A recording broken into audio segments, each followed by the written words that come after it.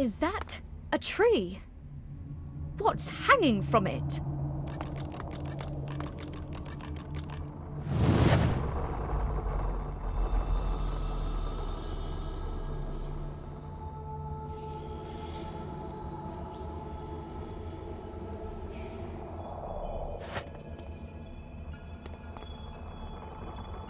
Aye, the giant takes notice of its charges.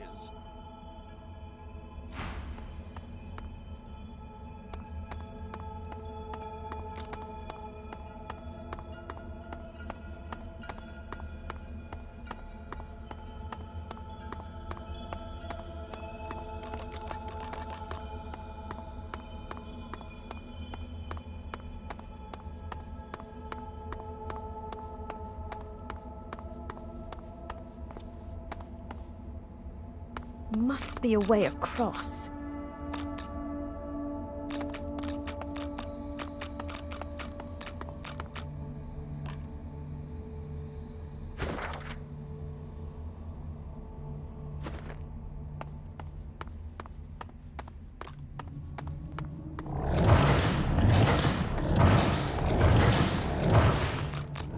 Ralik! The gods! Are they dead? How can this be?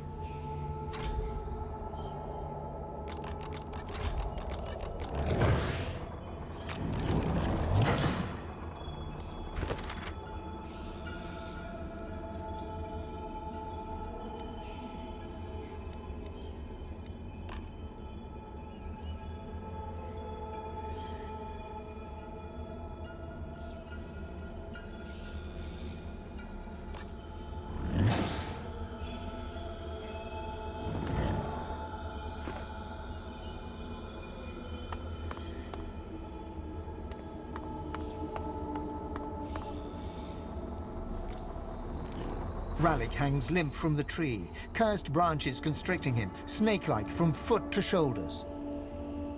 His helmeted head hangs slack at his side, but a barely audible wheeze rasps from his lips. Hurry!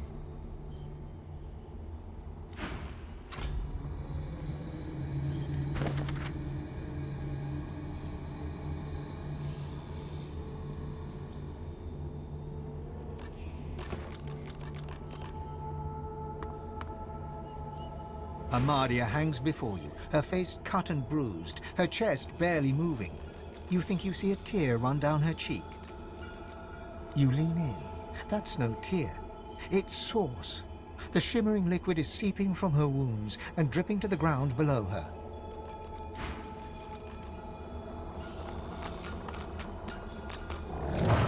A small, stout imp winces under the countless cursed threads that bind her.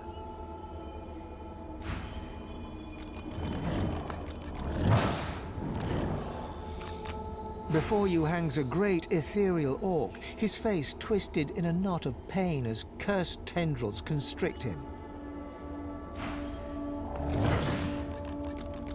Ever-tightening cursed branches constrict the great dwarven god Duna. His eyelids flutter, and his face, bluish and bloated, nods. Tight coils wrap Tyr Sendelius from head to foot. His still face is set to a glowering sneer. Cursed tendrils tighten around Zolstissa. Her lips are moving, but no words seem able to escape her lips.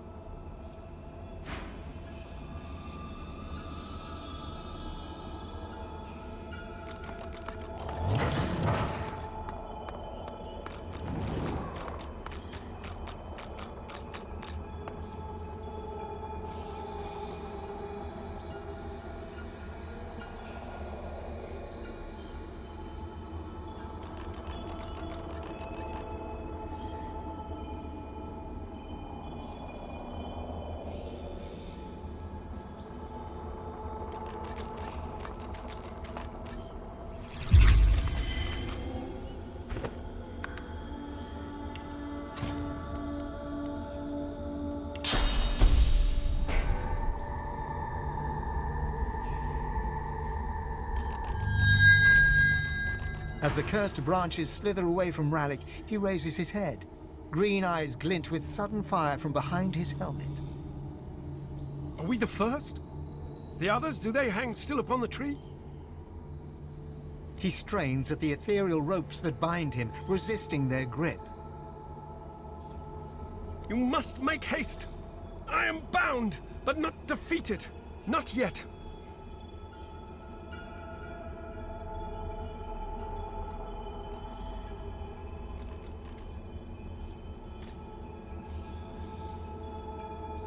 This is not the work of fate.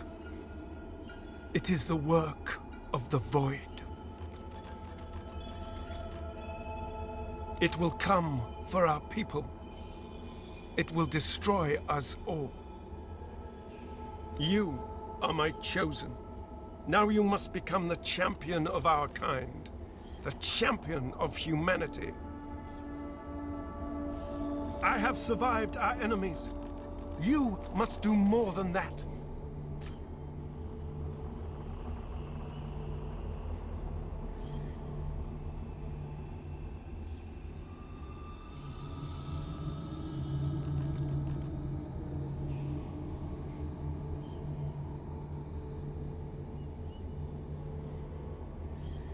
You cannot comprehend what it is, but you know full well what it wants. The void will not stop until it has devoured us all. It thinks it has defeated me, defeated all the gods. But it underestimates human might. Your might.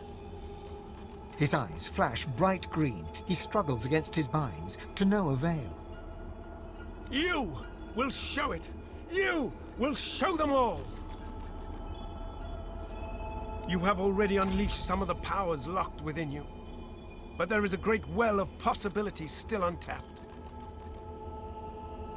You cannot stop until you ascend to the highest heights of your power. You cannot stop until you become divine.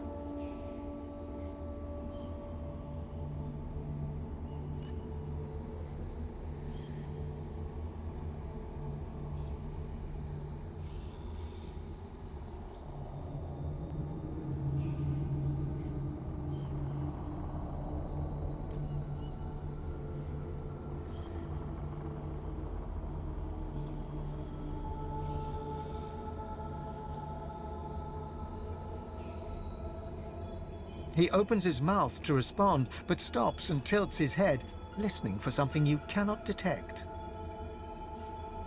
I hear the void. I hear it calling. I hear it laughing. It's coming. It's here. If it finds you here, if it finds you. Ralik's face twists in fear. He opens his mouth as if to scream, but no sound comes out.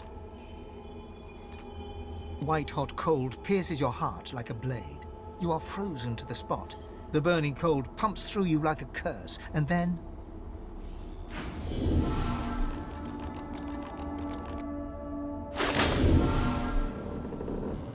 What's happened here? Where is everyone?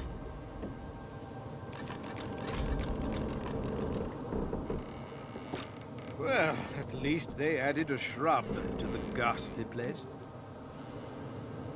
I'm not sure, Quercus. I rather liked the tree's ornaments.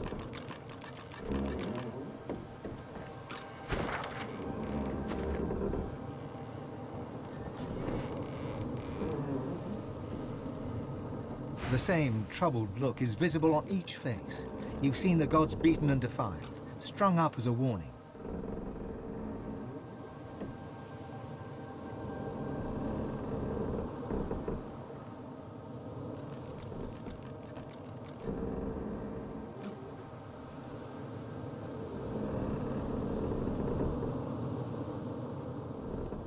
Gods, schmods. They aren't interested in me, and I'm not interested in them. It seems whatever's inside me is more powerful than any of them anyway.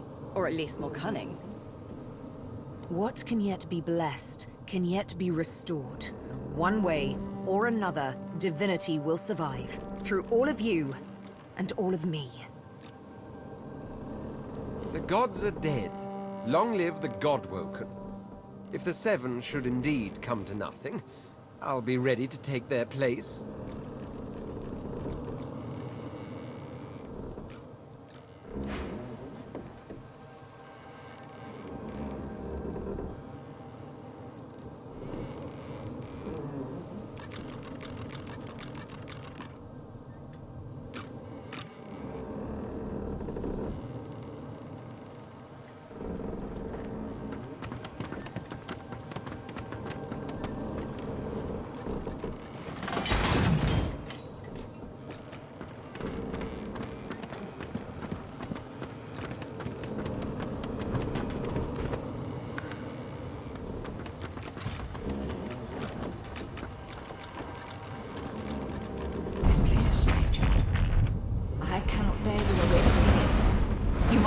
other means so that we can leave.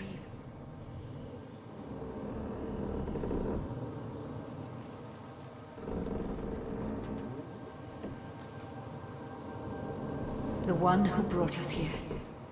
The demon that wears the face of my kin. Only she can set the course back to the land of the living. She is here still. I can feel her.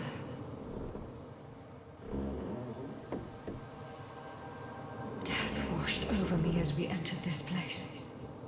I felt many lives extinguish in a single moment. But others still draw breath. They are sheltering below decks.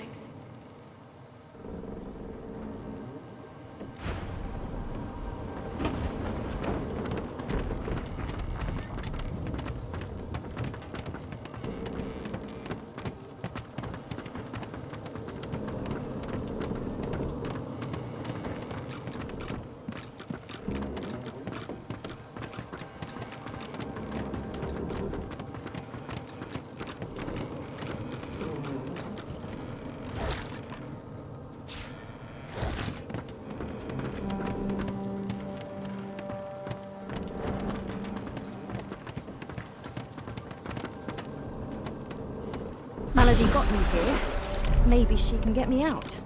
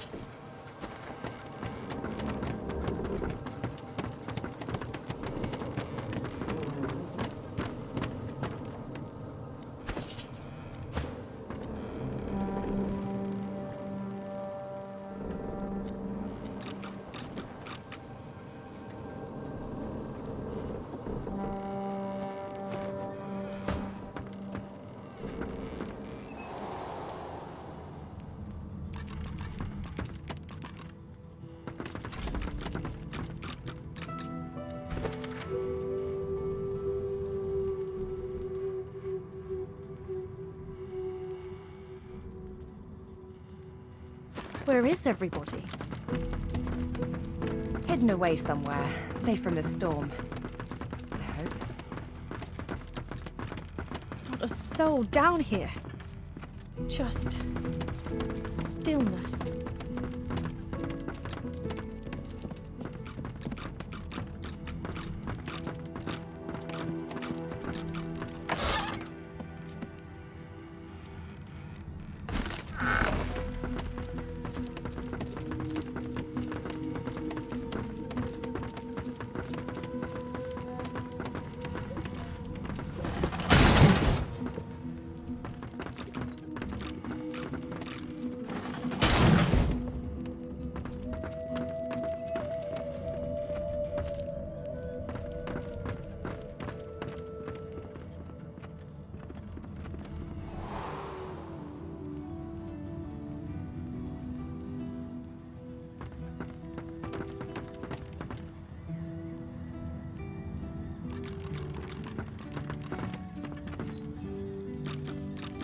It's so cold.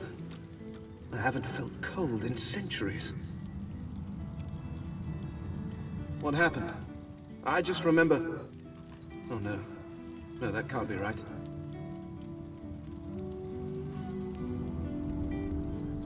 This is... wonderful!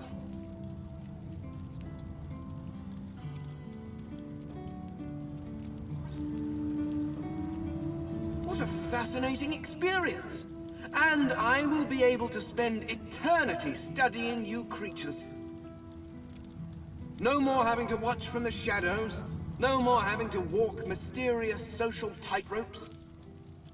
The skeleton pulls a notebook from the folds of his robes and starts scribbling. As you walk away, you hear him muttering about Observations on the Mortal Races, Volume 1.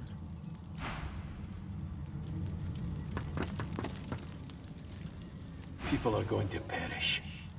People are going to die, and I can't stop it. She'll do it now. She'll never stop. She'll never stop.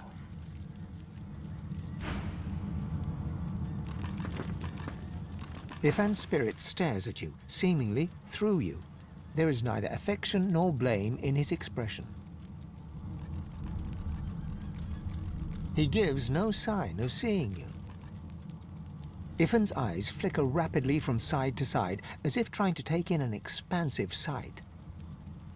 He whispers, Gleku Doma, over and over, and suddenly you seem to hear the chattering of thousands of elven voices in the distance.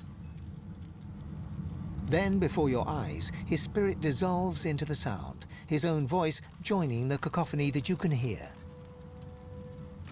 That you could hear, for now no sound remains. All is calm.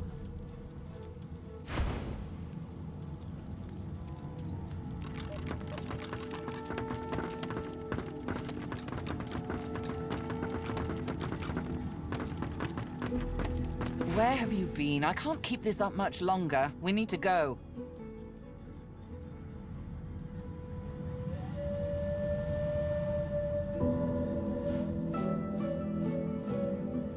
Seekers dead, Alexander missing, God-woken passengers deceased.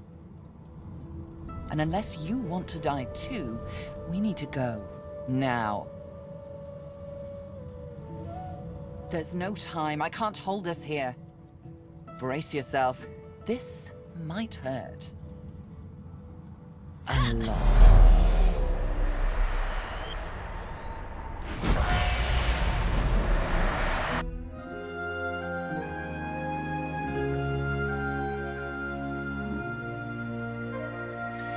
The chill of the Hall of Echoes clung to the Lady Vengeance as it returned to the shores of Reaper's Coast.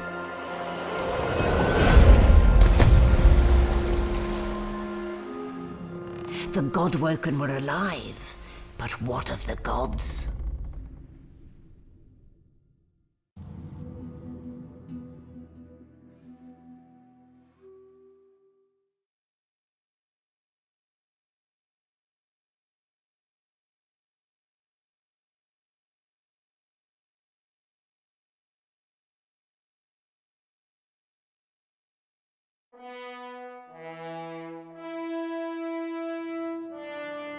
Solid ground materializes beneath your feet. Your weight falls back into your body all at once, and bright sunlight stings your eyes. As your eyes adjust, you realize you're still aboard the Lady Vengeance. A gust of fresh sea air caresses you, and warm sunshine prickles your skin.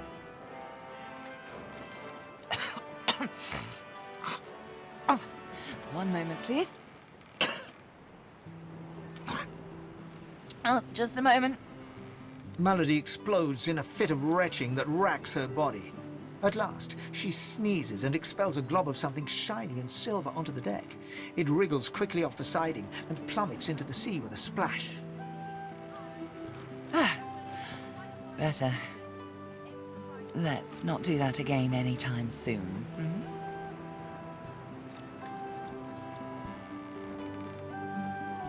Well, we needed to escape, didn't we? So I took us the one place I was quite certain Dallas couldn't follow. I suppose you recognized the Hall of Echoes from those visions you'd had before. Realm of the dead, realm of divinity. I do hope you learned something useful on our little field trip.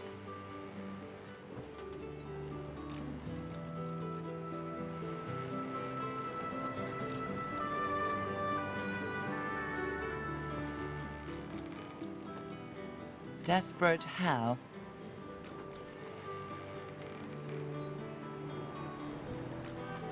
I see.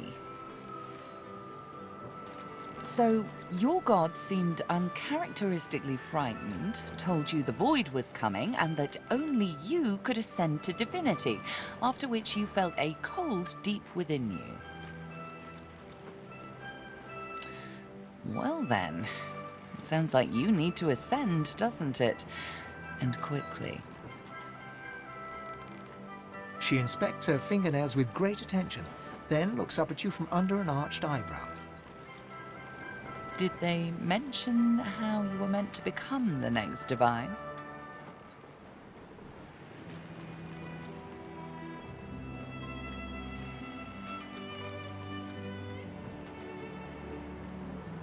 Oh, what confidence you inspire. Luckily for you, Mama Malady is here to help. We already know you can bless, but as far as I know, you can neither see source nor take it as you see fit. I may not know much about divinity, but I do know that any godwoken worth their salt will know how to perform all these oh-so fantastic feats. You need to go see the Meister.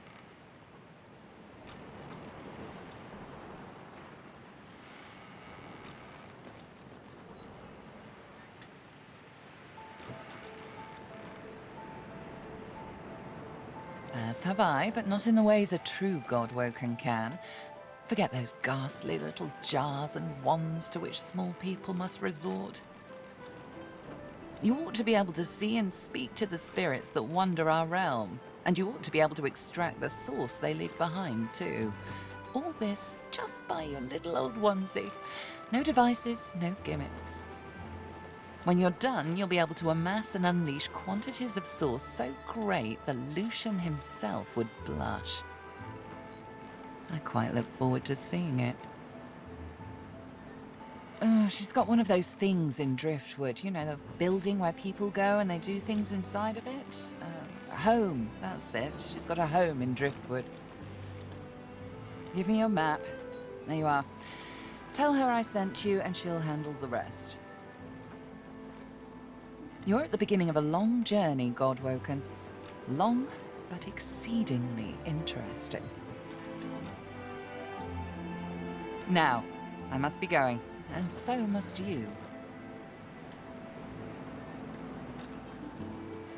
Shopping. Why, our faithful little sloop, of course. We can all ride together. Won't that be terribly fun? Before you go, if I'm not back by the time you find out where our journey takes us next, you can call me back here. Tell the ship. She'll know how to summon me. And in the unlikely case you don't manage to do whatever it is you'll need to do to become what you need to become, you could call me, but I would be grateful if it doesn't come to that.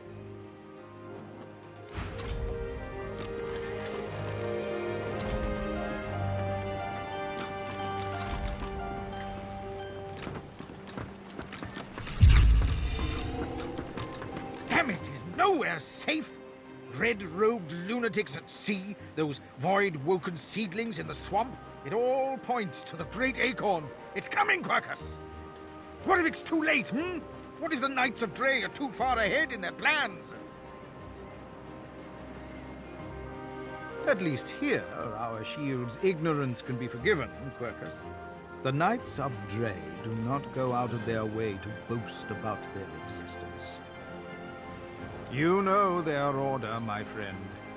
Mystic Squirrel Knights, sworn to the great acorn, trying to bring about its return. The squirrel absent-mindedly runs a paw over Quercus's spine. The air fills with the sound of soft, dusty purring. They plan to inherit the everlasting forest once the acorn drops and the world is rid of all giants.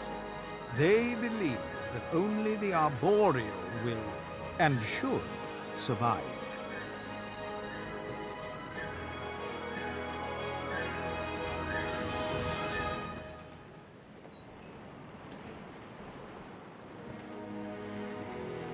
I don't know. I am trying, of course. But how does one battle a power like the Great Acorn? The Knights of Dre are a dangerous, dangerous order. Lunatics, with a single-minded devotion to bringing about the end of the world. Together, Quercus, we can develop some magic to save us from the Great Acorn, if our shield can keep us alive. Yes, it has done an admirable job so far. It certainly lasted longer than I thought it would. But does it understand that we could be wiped out at any moment? Does it understand the risk?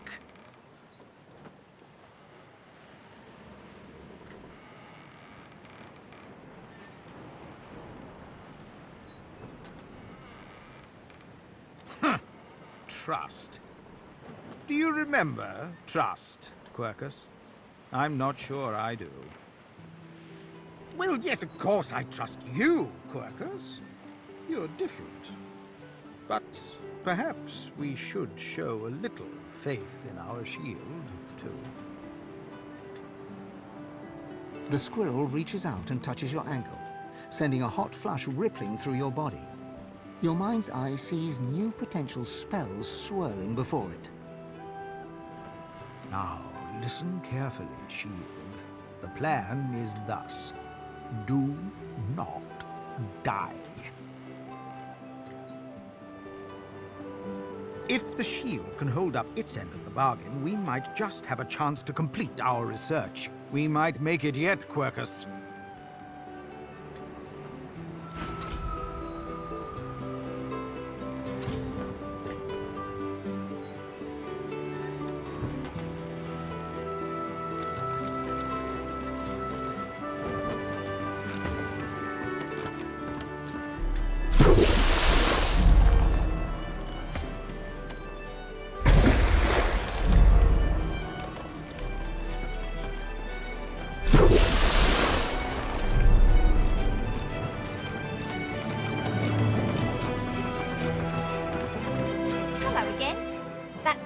Now you've saved my skin. And I think it's time to start repaying the favours.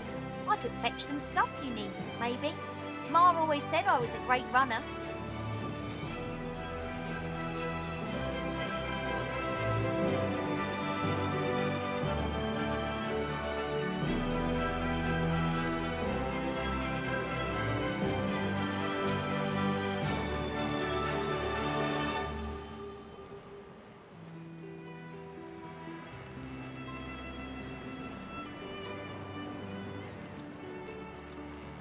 Sure thing. I'll start hunting that down right away. Don't wait up.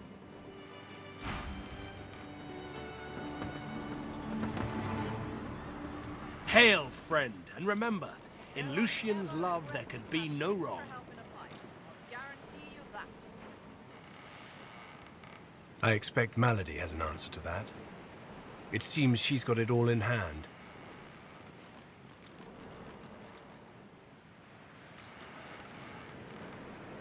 Only as often as I need his guidance, Godwoken. When I invoke Lucian's words, I invoke his deeds too. He stood for the defenseless when the Black Ring rose up. For all of us. For my mother, my father. Gareth's nostalgia lasts for just a moment longer. He composes himself, clears his throat, and waits for your next question. Paradise awaits, my friend. Not an actual paradise, of course.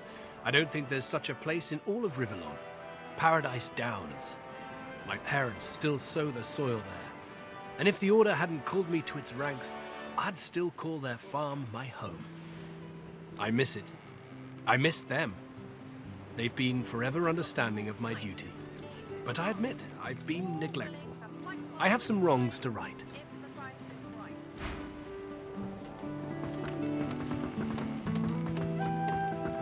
I've plenty of fighters for hire, experts in blades, bows, and bewitchment. Oh, I see you have a full contingent already. Then I'll leave you be.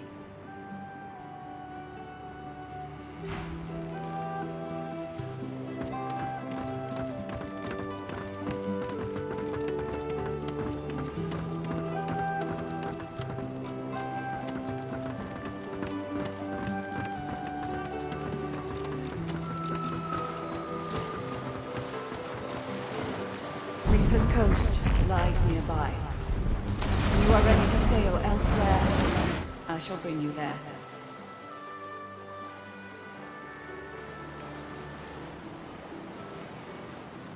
The wood of the sacred ancestor trees has long been coveted for its ability to resist magical attacks.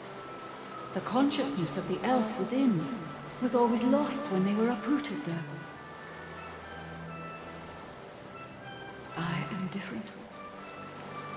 I think and feel. It is the work of freedmen. Dallas wanted more than a ship. She wanted a warrior slave who was bound to obey. So Freedoman used source magic to keep me alive as I was torn apart and rebuilt. He made me feel every moment of agony, then marked my wood with a slave scar. When I was an ancestor tree, the mother tree demanded loyalty also, but at least I was one of many. Now I am alone.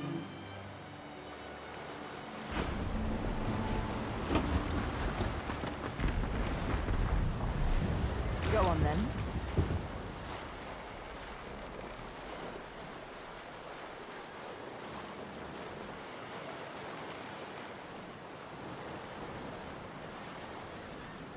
Ha!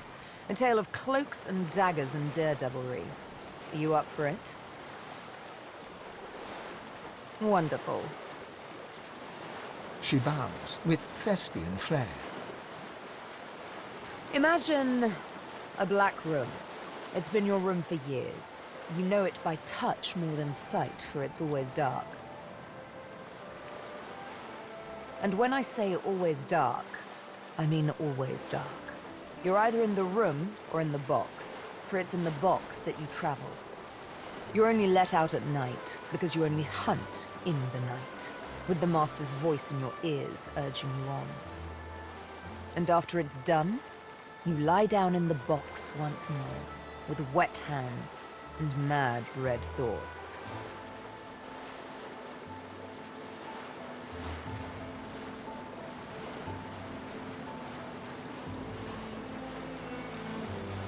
Sometimes it's best to let sleeping questions lie.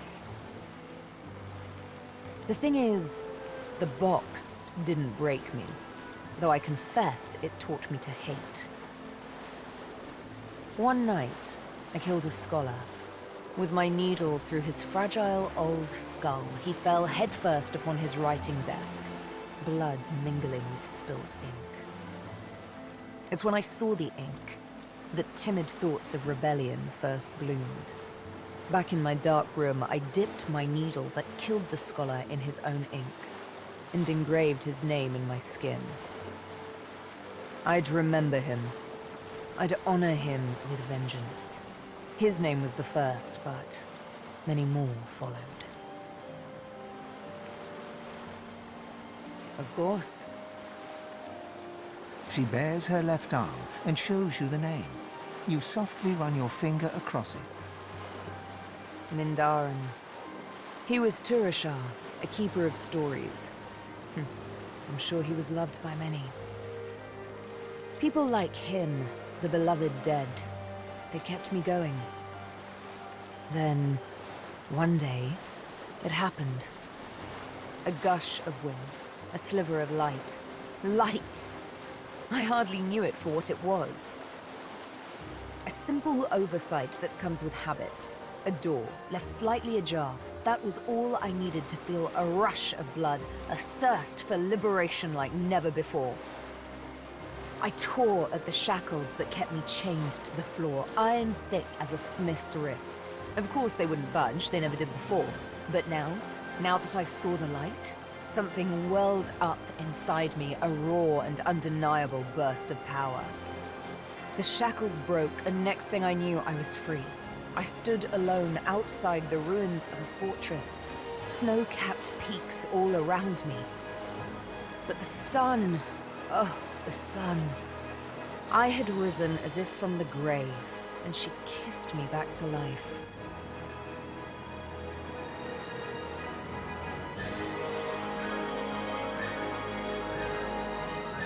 Why, I traveled back to civilization and had myself a long, luxurious bath.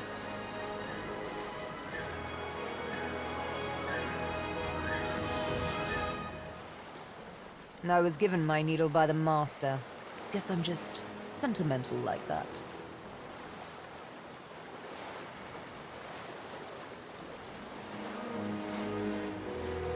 Fine, if it means that much to you. She draws her needle and holds it up between thumb and index finger. Go on. Ever so gently touch the tip.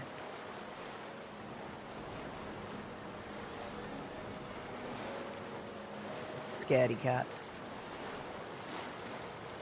Probably for the best, though.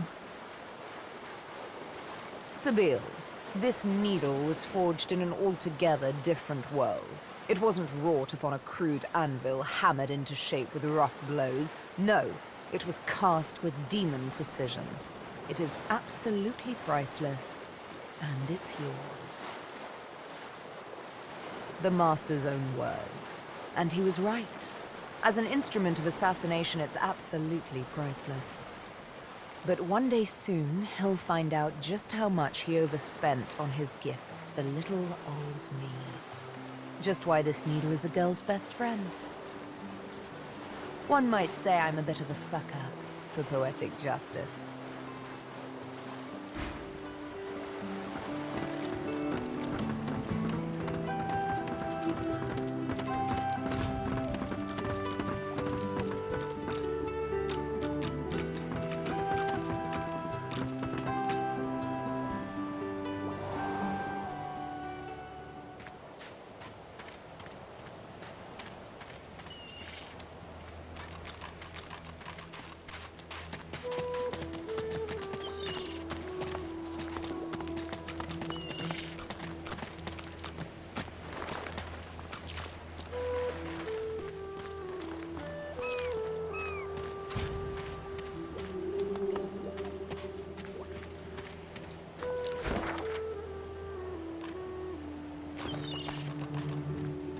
Here we are, Reaper's Coast.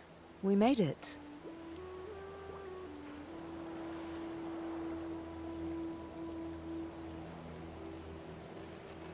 You celebrate too early. To be Godwoken is all well and good, but above all, I've yet to find the Master. Somewhere further inland, Roost Anlon breathes. All I have to do now is pick up his scent and make his last breath worth my while.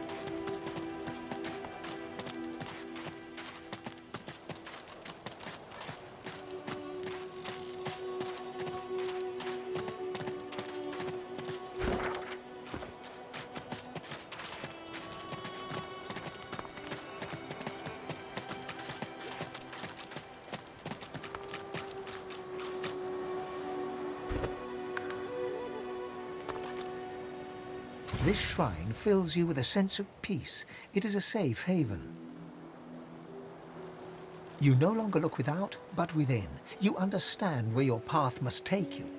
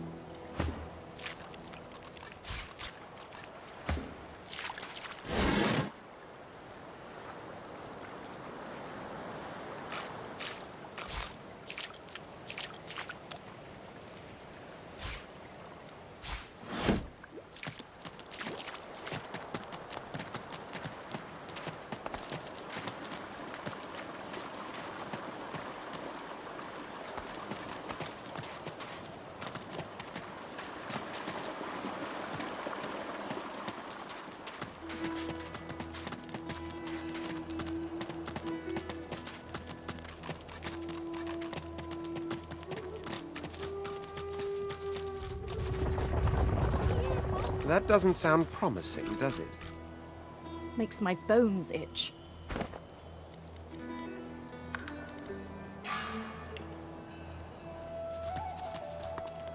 Looky here, folks.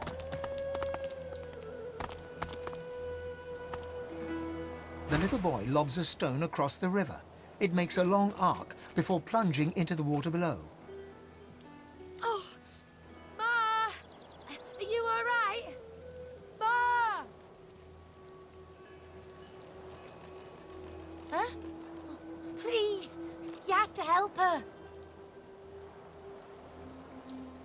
There was a fight. Some dwarves attacked some magisters, and there were sorcerers too.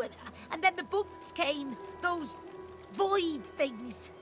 They killed everyone. And my mom got them to chase her. And she went across the bridge. And then she raised the bridge and she told me to run. And now she's stuck over there with them.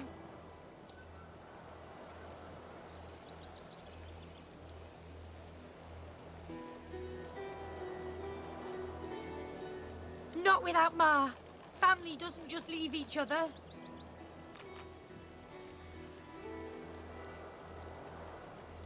You will?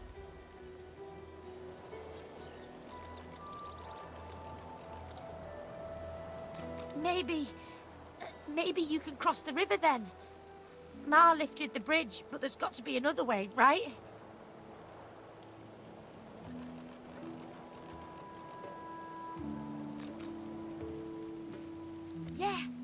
Yeah. You'll make one, and I'll... His gaze shoots to the ground. He grabs a small flat pebble and chucks it across the river. Again, it lands in the water below, well before reaching the other side of the cliffs. I'll keep distracting him.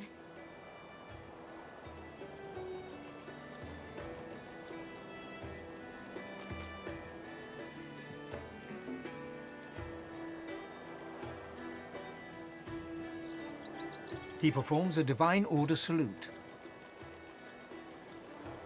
Now go out, Ma. Looky here, bugs. Oh!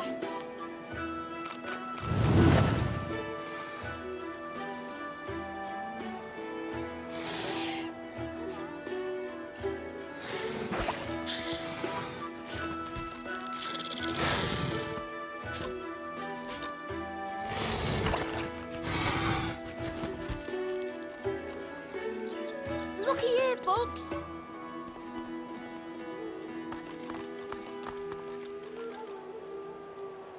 Come on, let's keep moving.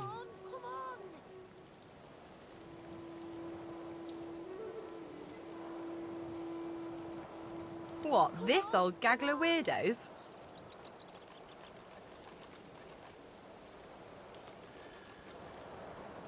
Oh, she's all right. A lot of bark, but I think she really cares about what we're doing. Better that than a sweetheart who'd sooner watch you walk off a cliff than shout, "Look out!"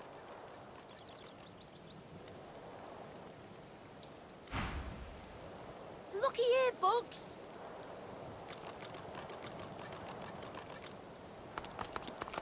Ma, can you hear me?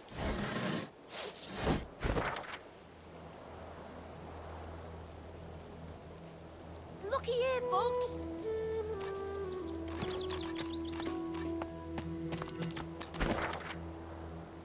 Looky here, bugs.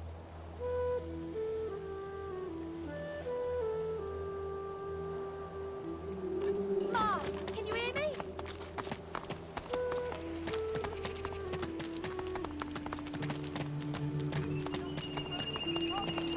A Magister caravan. I remember one just like this picking me up. Could have been a shipment to Fort Joy. What happened here?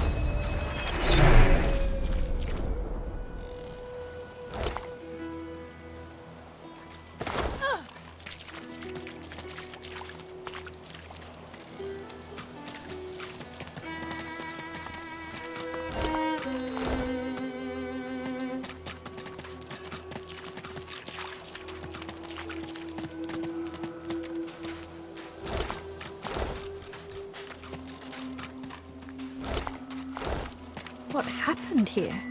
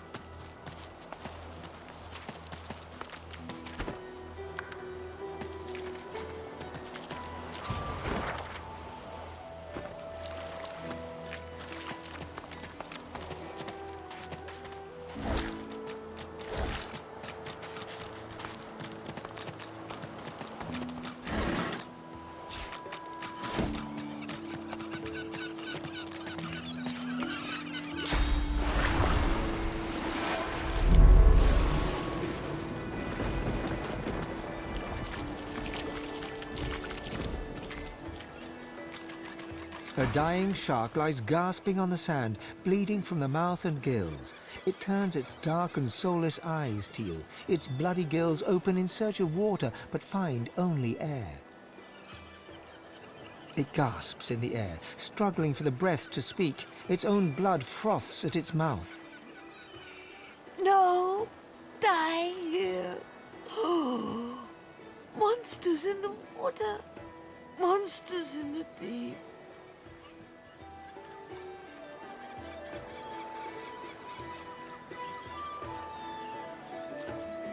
Monsters bigger! More and more growing!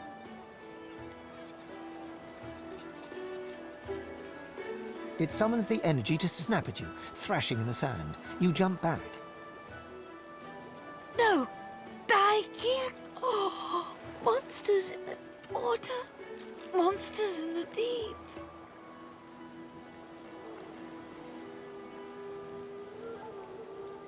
Monsters in the deep! The world is dying! World is dying! The shark lays there, gasping quietly in the sunshine. Blood bubbles at its mouth. You leave it to die and turn away.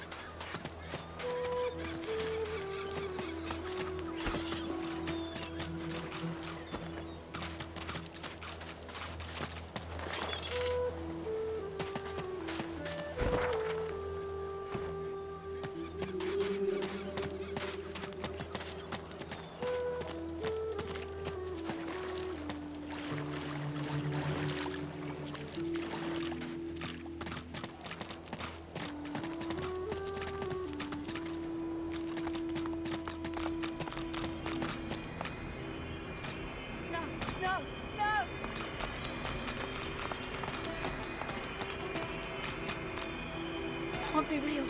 Not real. Not happening. White as driftwood salt, the dwarf flinches at your approach, yet she holds a short, clean blade aloft. Her fierce stance can't hide the trembling of her fingers. Back! Back! Magister, I'll kill you, just like the rest of them!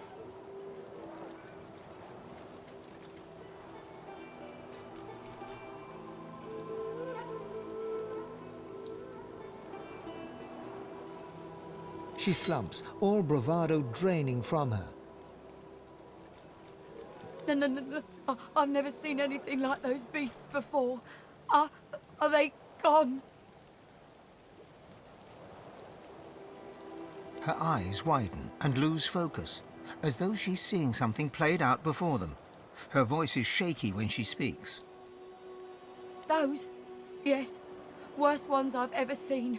ripped through the Magisters. The dwarves, dead, dead, dead. And the sorcerers, gone. Her eyes stare vacantly into the distance, glassy as marbles. It's not cold, yet her shivering is relentless. I don't know. I don't know. Oh, Duna's beard. Lohar. My boss Lohar will want to know what happened to them, but I can't remember.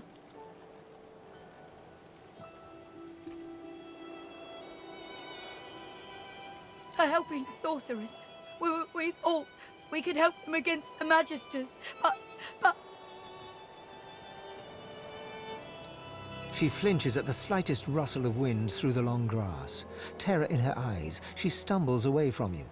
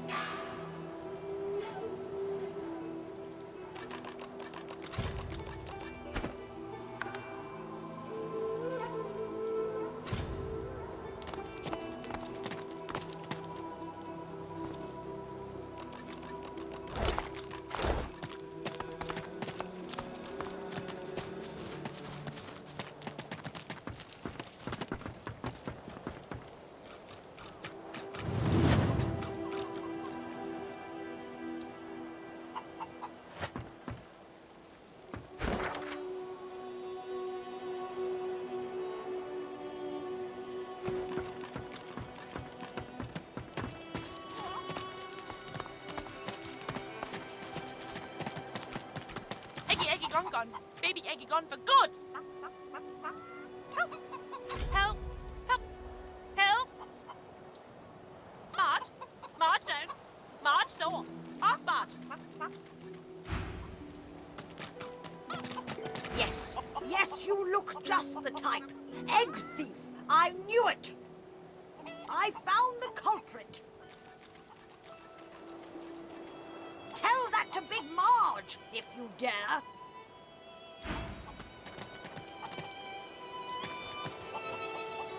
What?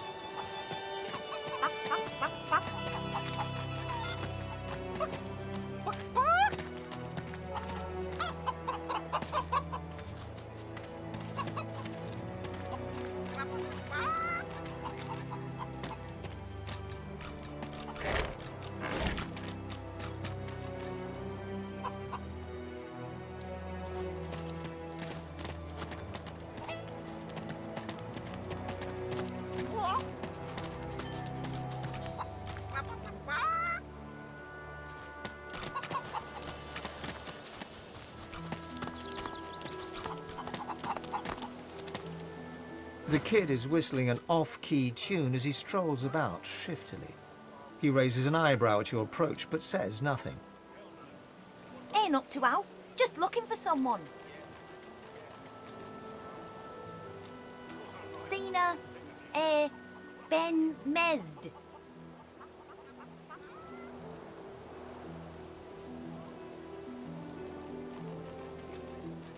Too bad.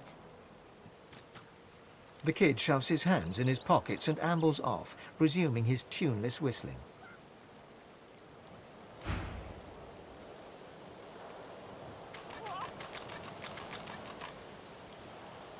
Be grateful that you don't feel the need. Hell no. You know what Raymond would do if he caught us? Yeah. Guess you're right. Of course I'm right. Stick with me, kid. I won't steer you wrong. Get yourself in check, boy. I won't have you running off like Millicent and Tully. You'll just end up sliding down some Voidwoken's gross gullet, piece by piece. The older-looking Magister notices your presence. He wipes his grubby hands downward across his greaves, as if to wipe away the grime, but instead smears more dirt onto them. Halt! What word do you bring?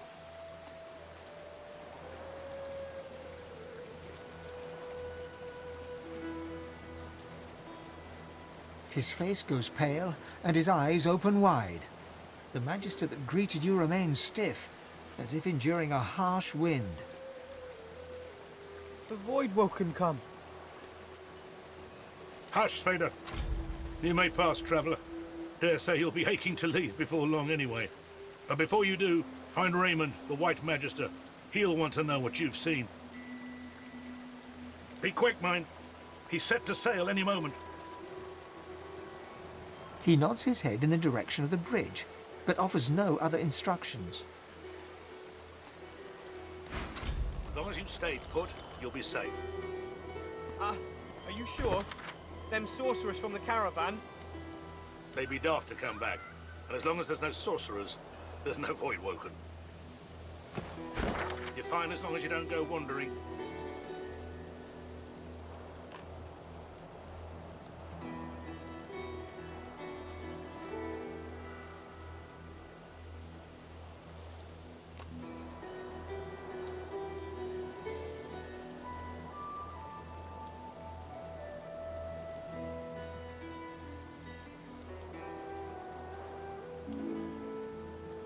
As long as you stay put, you'll be safe. Are you sure? Them sorcerers from the caravan? They'd be daft to come back. And as long as there's no sorcerers, there's no Voidwoken. The Magister smiles, but he does not make eye contact with you. He shifts his weight from the left foot to the right. Thank the Seven I've Aldous to guide me in these times. He allows me to borrow a bit of courage from him when I need.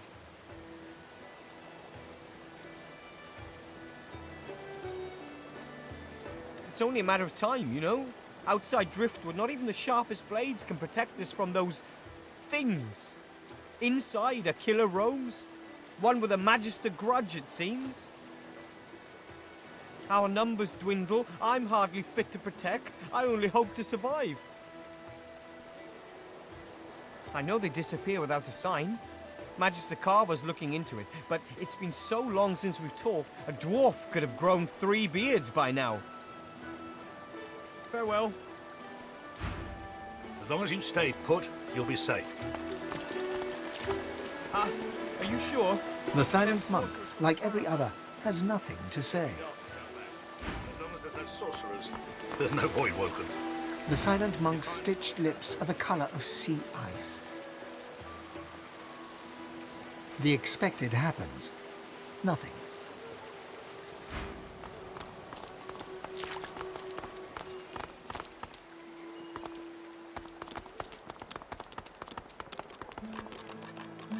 This town doesn't look much equipped to entertain a noblewoman like myself. Pity.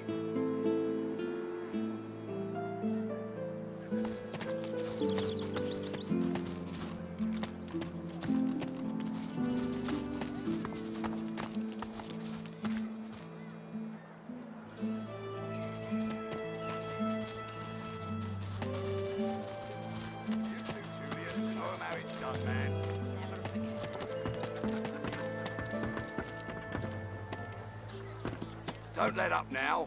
Keep hauling that cargo. Hope you ain't looking for work in this dying town. Besides, you ain't got the look of a fisher about you, I'll tell you that much. That's it. Barrels and the chests. On the double. You too, Julian. Show 'em how it's done, man.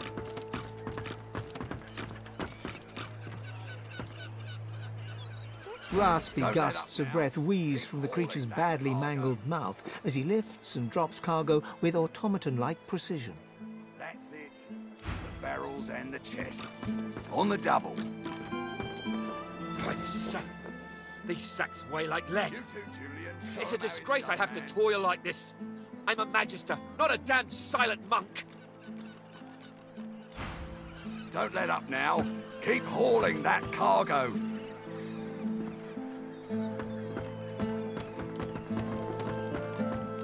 That's it. The barrels and the chests.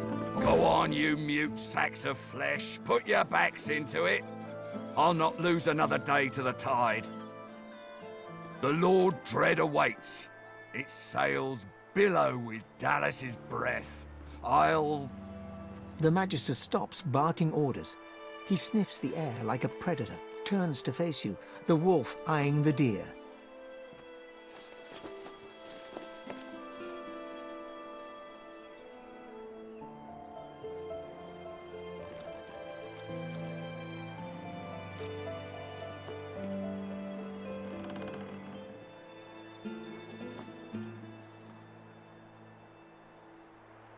Oh, but yours is not a stink like the one that surrounds us, spat from a dying sea. Yours is a scent that invites a question. Tell me, have you ever been strung up by the hands? Your body swinging like a bell's clapper as your bones are being broken with cast iron rods?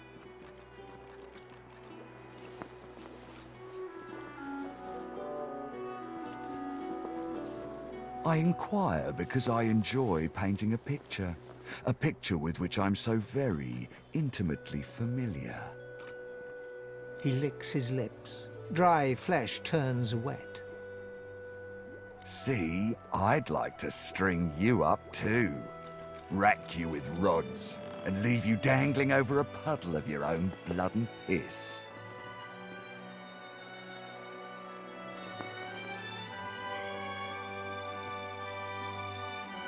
My favorite one. I'm very good at what I do, see? I don't even need a sauce hound yapping at my side. There was a whiff of something in the air when you approached. A current of filth, that is to say, sauce. Best convince me I was mistaken.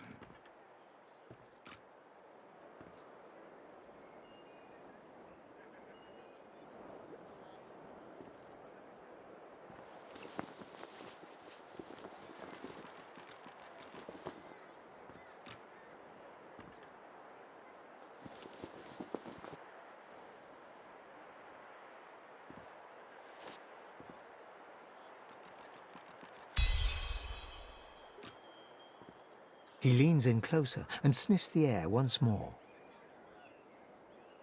Interesting. So I was mistaken. Must have been ambition I smelt on you, not the magic that dare not speak its name. Very well. In that case, we'll forego the gallows and turn straight to the hunt. The very definition of your order's existence. Seems peaceful here, doesn't it? A quiet day in a quiet town. One wouldn't think these drifting woods toss on dwarf-troubled waters. But they do.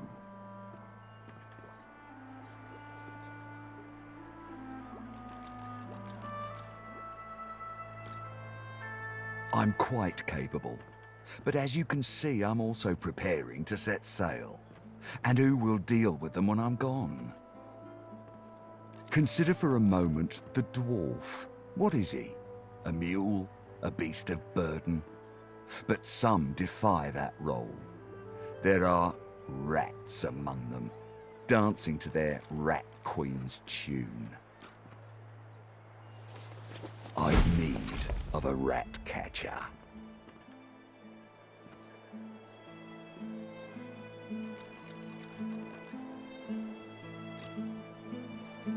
Of course, I must depart post-haste, but Julian here will stay behind and be a good little parrot.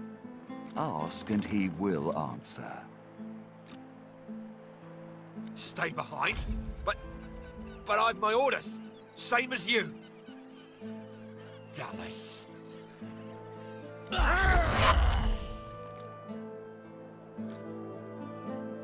Like I said, Julian is staying. And with that, I must be off. No hard feelings about the death threats, of course. How about we part shaking hands instead of stringing them up?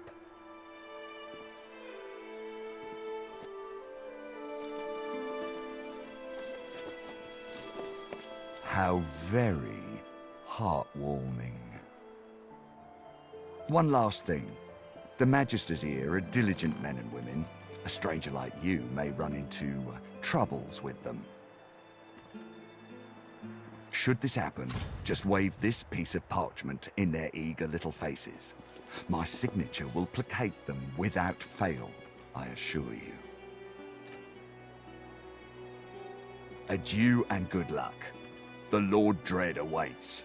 The use of the gallows I pass on to you. The time has come, my stitched-lit lovelies. We set sail. Get on board and man your stations.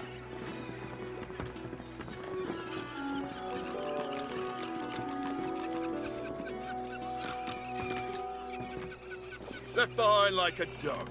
Bah! 7 curses upon that ship.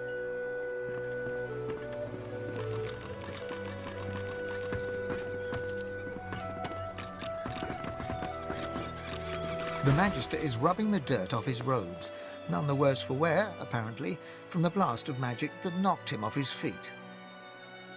You! The supposed source hunter! I'd be whining and dining aboard the Lord Dread if it weren't for you. Your meddling in Magister affairs had better be worth it.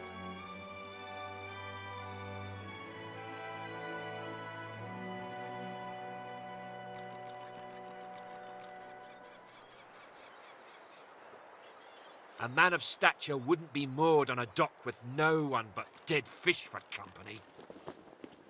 But here I am and here you are. So, to business. Now answer me. Did you meet with a Magister caravan on your way into town?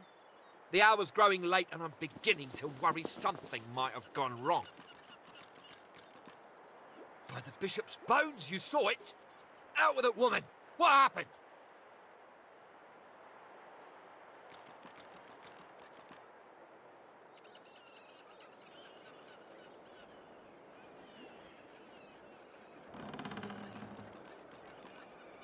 Void-woken? That means source was used. Which means some third party must have attacked first. And have a fair idea who that might have been. Raymond, that old goat, always suspected there's more to the Driftwood dwarves than meets the eye. Hate to admit it, but I think he may be right. Too many things have gone wrong along Reaper's Coast to attribute to bad luck.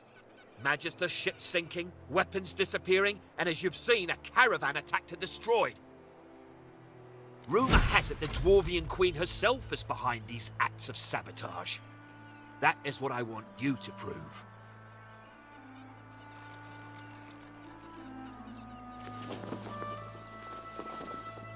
They've always been snakes in the grass. Cheap labour, sure, and hard workers too. Half of them are their queen's spies. Her eyes, her ears, her poison-pouring hands. You know what Queen Justinia is like, surely. A tyrant and a master strategist to boot. There's a local thug, Lohar. He runs an operation out of his hideout beneath the Black Bull Tavern. I suspect this man of being a spy for his queen. It may be interesting to have a word with him. Find out what he's up to. Where I really want you to ferret around is Reaper's Bluffs, to the west of Driftwood. It's wild territory, remote and hostile, where I believe the dwarves may have set up a base of operations away from prying eyes.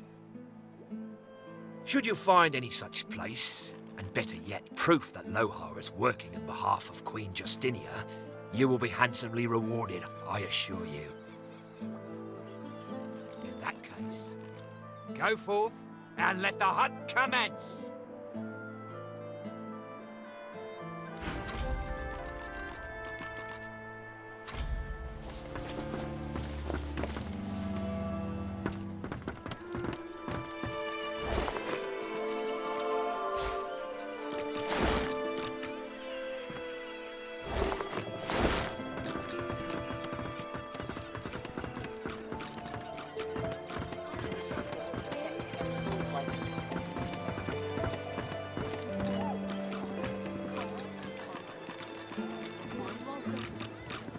You, stranger, what are you doing here?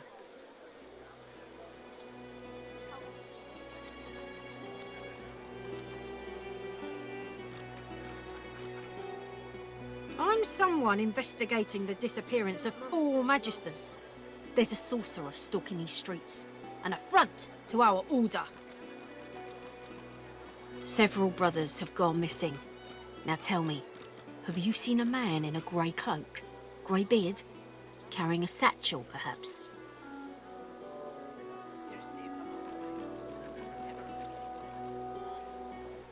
I wish I could swim.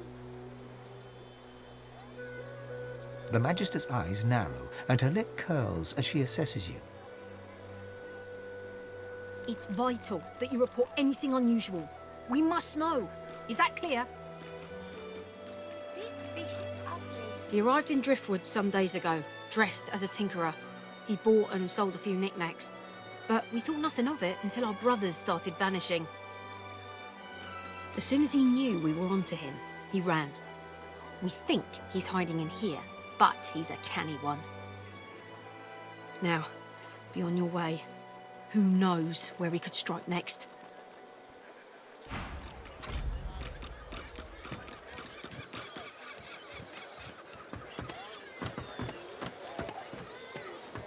The water looks a bit cold to me. Hello, missus. The little boy looks at you. He picks his nose. You be careful. My daddy's a magister. No, he's not. His daddy's a fisherman like most daddies round here.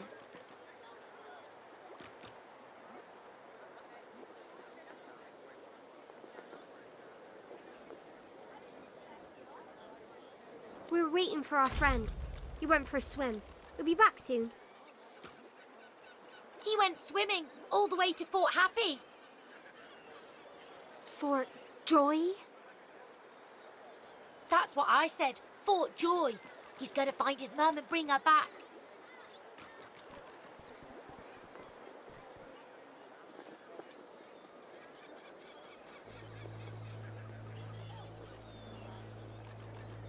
That's right. I think he's an idiot. And when he gets back, I'm going to tell him so.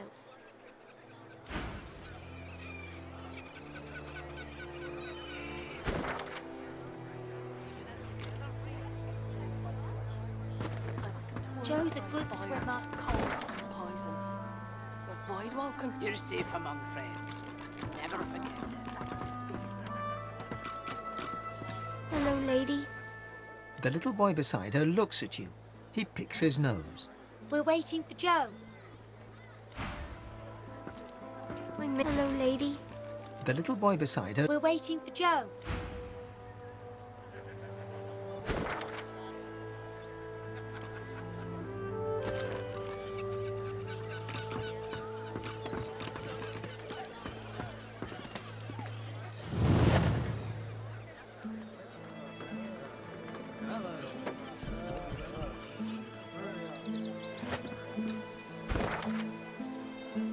Keeping it together, Ree. I'm all right, as long as I don't think about it too much.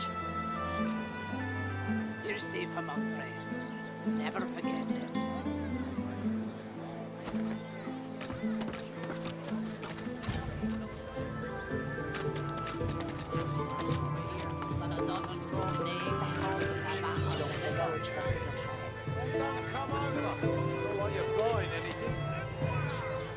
The carved figure is a resplendent sight in this ramshackle village. Your touch creates a ripple across the mosaic, as if it were water and not stone. A comforting warmth spreads through you, starting at your fingertips. I'm all right, as long as I don't think about it too much. You're safe among friends. Never forget it.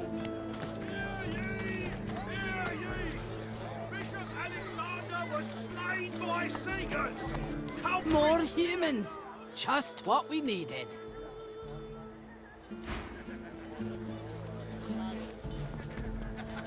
How you holding up?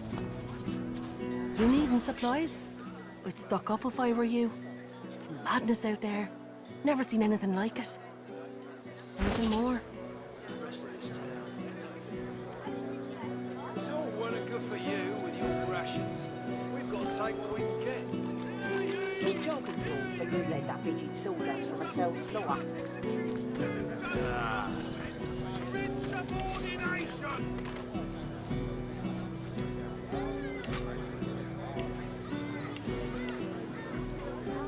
Smells worse over here than a dozen rotten eggs dropped in a vat of vinegar. Well, don't come over. Not like you're buying anything. If I don't come visit your tunnel, who will? Wouldn't you like to know? Hear ye! Hear ye! Divine order to march against the ancient empire!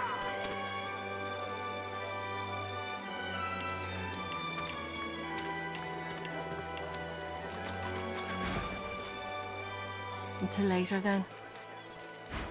How you holding up? Not in any mood to talk about it.